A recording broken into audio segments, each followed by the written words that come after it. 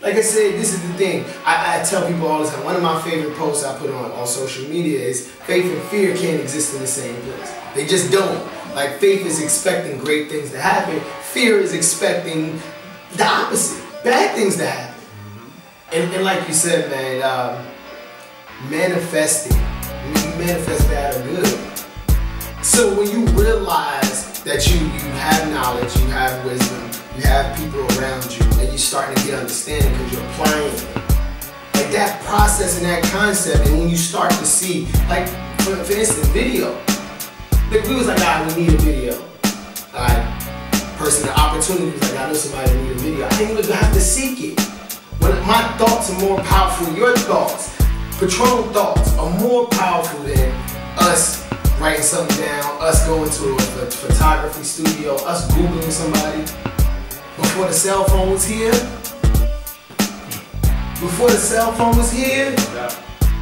they communicated. Less distractions. So I'm glad that you found your purpose, man. This is something that I want people to understand, man. Like being in this mindset and staying positive, having a positive mental attitude. We have to train ourselves, create habits. So what do you do to when you're having a down day, a bad or off day?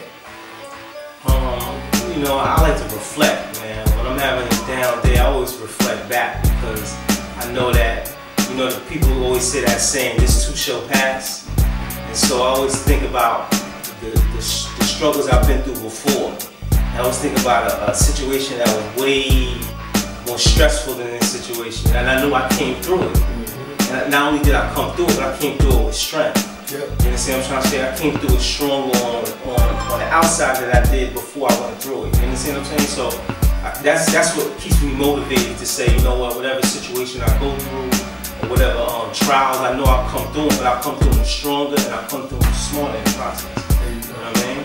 Yeah, good answer. Very true, man. Very true, man. One of the things that most people don't understand that is that you have to make that choice to think about what you just thought about. Thinking about, I've been here before. Like nothing that, like this too shall pass, man. Og Mandino, the greatest salesman on earth, he has that in his story. And it's like 7 scrolls, or 10 scrolls. And one of the scrolls talk about like, this too shall pass. If you keep that perspective, you push through it. So that was awesome. That was awesome. These next set of questions, man, is it's focused on the mind, body, and spirit. Because the Equalizer Tour will embody mindset maintenance. How are we going to get our community development? How we get our communities right? Like Elijah Coles Brown said it yesterday. He was like, it takes a village to raise a child. So imagine if you got a community of children. We need all the villages all over the world to be connected. So this tour is to embody that. And we're getting people to tell their story similar to yourself. Similar to, we have people from all over the US, and then we have a lady from the UK. Bro, I never put on a tour before in my life, but this tour is done. It's coming together. It's because we understand whatever we think about, we bring about. So this next set of tours, the mindset maintenance to balancing the mind, body, and spirit. So this question in regards to the mind, I need you to tell me, this is a poem, a saying that I use. It says, watch your thoughts because they become your words. Watch your words because they become your actions. Watch your actions because they become your habits. Watch your habits because your habits become your character. Watch your character because it defines your destiny. So, that being said, what does that mean to add? It means, in a nutshell, to me, it means every thought is a prayer. You know, I mean, and that's where it began. You know, like you said, and so like it's just about, but it's being consistent in that thought. That's important because it's like, you know, you can't get to that manifestation, that destiny, without being consistent. You can stop short at the action, or you can stop short at the character, but you'll never get to that destiny if you don't continue to be consistent. You know what I mean? Absolutely, man. That's how I see it. No, that's great. That's great. And the amazing thing about it, bro, everybody's perspective is different, but at the core it means the same thing. Like, get our mind right. But everybody's answer has been different thus far. So that, like, so even hearing it is awesome, man. And I tell people all the time, we're habitual creatures. Like, we're creatures of habit. I went from not reading outside of my job or video games or sports magazines in our fantasy football time to finishing well over 15 books in a year. And I always had books with me. But because I created a habit of seeking knowledge. And there's so much knowledge in books. They say knowledge is power. Like, no, applied knowledge is power. And where information can change the situation. But you have to apply it. So the next thing is, the next question you have, how important is a prayer and meditation in your understanding your purpose of living your life, and how often do you pray or meditate? I mean, I pray and meditate all day, man. I mean, every day, and I ain't gonna say all day, but for a large part of the day, because when I look at prayer and meditation in different ways, you know, everybody has they formal ways of praying and meditating. You know, one person might call it go sit in the yoga room with no noise. The next person might go get on their knees and pray. But to me, it all is a fine line drawn between all of it, and it all goes back to your thoughts. So just to have time to be with yourself and be with your thoughts in itself is meditation and is prayer. And I do that consistently. You know what I mean? When I say my thoughts, I mean not in a negative sense or thinking about things outside of myself, but I'm thinking about directly things within me, which is my spirit and my God. You understand what I'm trying to say? And so, you know, I turn it inside. You know what I mean? Almost inside out in a sense when I meditate and I pray to, because I'm praying to my God, which is myself. Yes. Every time I sit back and I think and I meditate and I pray. You understand what I'm trying to say? And that's the important part of my life, because that keeps me balanced. Because without that, you know, you throw off the pH, man. Somebody gonna get sick. Absolutely. You understand what I'm trying to say? So, you know, that's the way I balance. It's not easy. You know, in a world of distraction, man, it's hard sometimes to get some time by yourself to sit back and think and focus. But I mean, I do it on a regular basis. I ain't had no other choice, man. That's my mode for survival. You know what I mean? There you go. You said something that was crucial, bro. Crucial. You were talking about looking in myself. I look within myself. We looking up above for something that's in ourselves. And when people realize that and they understand that it's not, our Creator is out there, and that's that they created us, but our Creator gave us the one thing that He didn't give anybody else. The ability to manifest it.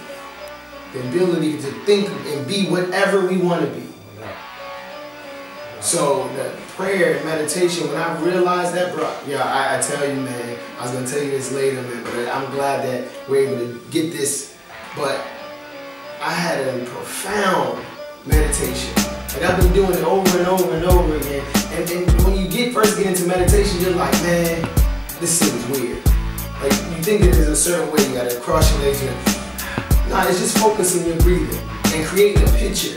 The same way we create a picture on our cell phones or tablets or on the board, we're creating a picture on our mind. And we're telling our subconscious, this is what's happening.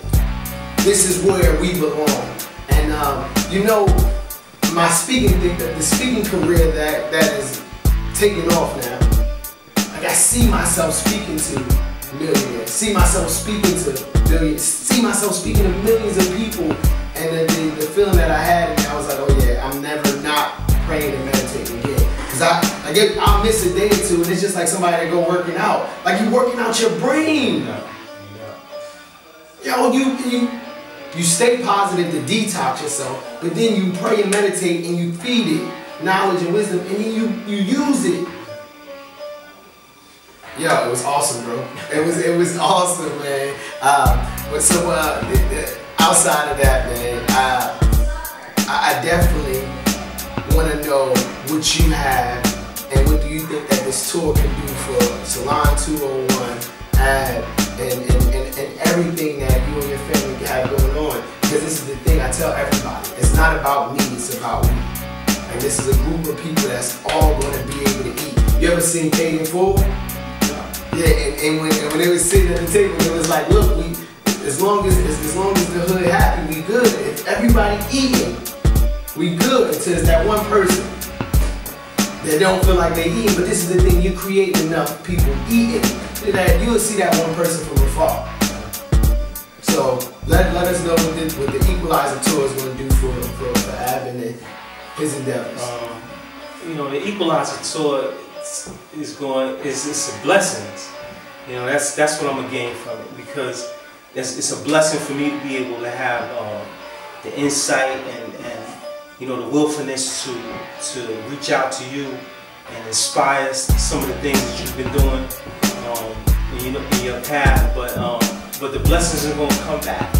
You understand what I'm trying to say? That's my main focus, is the blessings, because I know not only just Salon 201, but myself personally will benefit from that. You know what I mean? And seeing you successful is a benefit in itself. You understand what I'm trying to say? Because that's what community is about. It's about building. We gotta build blocks. We can't build blocks sideways, man. We can stretch out as far as, you know, we can go that way. But you know, that's a street. That's not building. Building goes this way, man. So we gotta constantly add on and get over there with people here, bro. You know what I'm saying? That's a street. That's not building. That's not building. That's a street, man. You know what I'm saying? So in the building, we have to be able to uplift, man. You know what I'm trying to say? I might be a little older than you. You know what I mean? And so just a little. You know what I mean? And so you know, in my time frame, you know, I might have the capability to do this much. I could do it all, but I don't have time.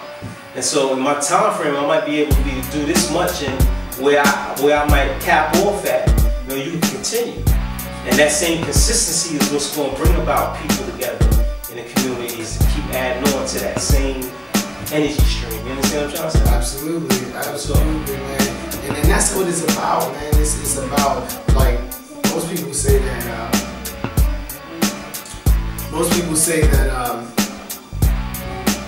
it's hard to get other people to get into your vision and get into your dream. No, it's not. It's not when you make it accessible to everyone. Like one of the key factors of this tour is to show people how to tell their story. So like I said, one of the key factors of the Equalizer tour is that we're not only helping the masses, but we're showing the speakers how to not only monetize themselves, and not just the speakers, the crew. If you have a skill set, your skill set, you don't only get paid one way. Like me and my brother was talking about iron. Like if you mine some iron and sell the ore to me for $5, for like $100 a piece, but if you buy it in bulk, it gets lower and lower. That person melts that down and make it to bars, and they sell the bars, and then you take the bars and you melt them down to make watch pieces. Every time you do something else with it, it gets made better. So that's what we're doing with the people that are part of this tour. So it's easy to do that when you actually care about them. I keep shouting out Patron because like it was a blessing for him to even be accessible. And he came, and we're doing this. And as we find out, like I said, people have more than just what's right in front of them. And this is the thing, the whole mind, body, and spirit, and getting it. Once you remove stress and you remove the need for money, like yeah, money is an asset, it's a resource. It's a question that I had that I'm gonna make a video about. For instance, it's who makes more money? This is perspective. Let's say you make $50,000 a year, right? But with your $50,000 a year, you only gotta work 10 to 15 hours a week, right? And I make $100,000 a year, but I gotta work 40 to 45 hours a week. At the end of the year, who making more money? 50,000. Because he has more time in his hands. You know what I mean? And that time in itself, you know, not only can he make more money in that time, but he can spend that time with his family. You know what I mean? And that's more valuable than anything, to be able to survive and be with your family at the same time. You know what I mean? I love it, yo. And that's the thing you do. Like, it's called relative income. At the end of the year, there's 52 weeks in the year.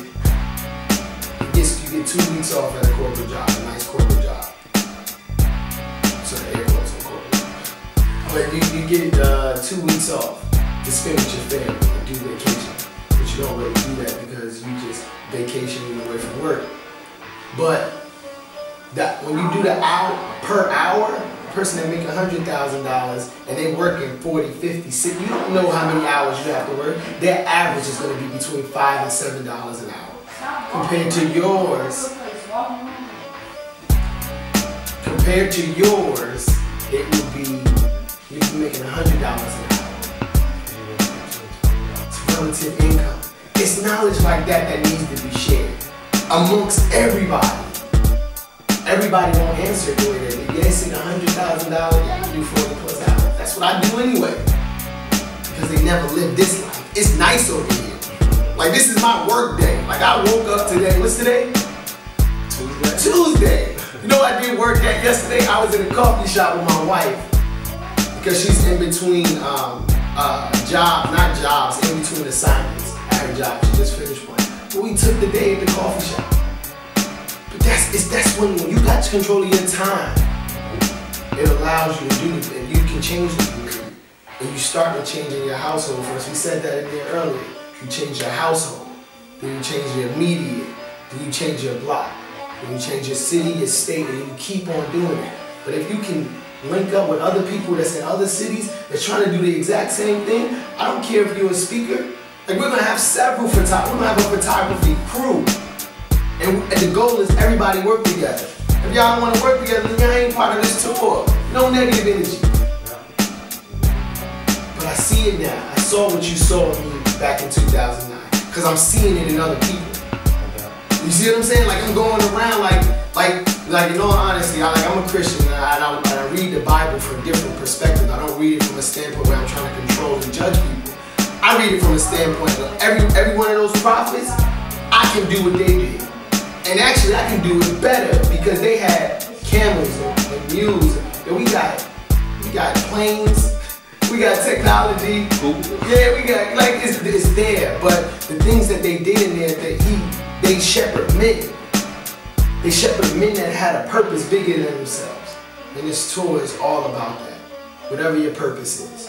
And when they buy into that, that's how they can attach. That's how they can attach their hook to our dream, to our training. That's all I want people to know. Like, I lied to you not, man. I had one person ask me. Actually, I had a couple people ask me, what's in it for y'all? You said it earlier. You was like, the blessings that we gonna get for me sowing and sowing and reaping. You gotta keep blessing. You don't bless and immediately be like, yeah, here's a phone. Nah. You have a lot of cultures in other parts of the world that come to America to get educated, to send their children to America to get educated, and they come over here and they become engineers, doctors, lawyers, people that are resourceful, you know what I mean? And then they go back to their countries where you might have a doctor over here getting paid $100,000 a year, and over there that same doctor is getting paid $10,000 a year. But they always taking care of in the community because they're taking care of everybody else. So they realize that the basis is not on the finances, it's on the blessing because they're able to reap the benefits. Everybody in the community is going to take care of the doctor. You need food, the farmers come and give you food. You understand what I'm trying to say? You need water, the person who controls that's coming to give you water. You need your house built, the builder's coming to build your house because you're taking care of the community. So that blessing in itself is not monetized. You understand what I'm trying to say? The blessing in itself is what you make. Yep. You know what I mean? We really want to show everybody what you just said. From a standpoint of knowing that when your skill set and your talents get to a certain point, you're able to trade it off for anything. Money is not the only thing you trade to get things. Yeah, it is one of the vehicles. There's millions out there. So, once again, man, this has been amazing. I'm looking forward to many more, man. I'm gonna leave you with the acronym that Ad actually gave me when we was moving him into his house. 3 flights of stairs. I'm not a physical dude at all, but it was a reason for me to be there that day. Yeah, we went up 3 flights of stairs with couches. It got to the point where sheets felt like they was like bricks. But it's peace, and it stands for positive energy, activates constant elevation. This is Motivational Morgano. I love y'all. Stay blessed.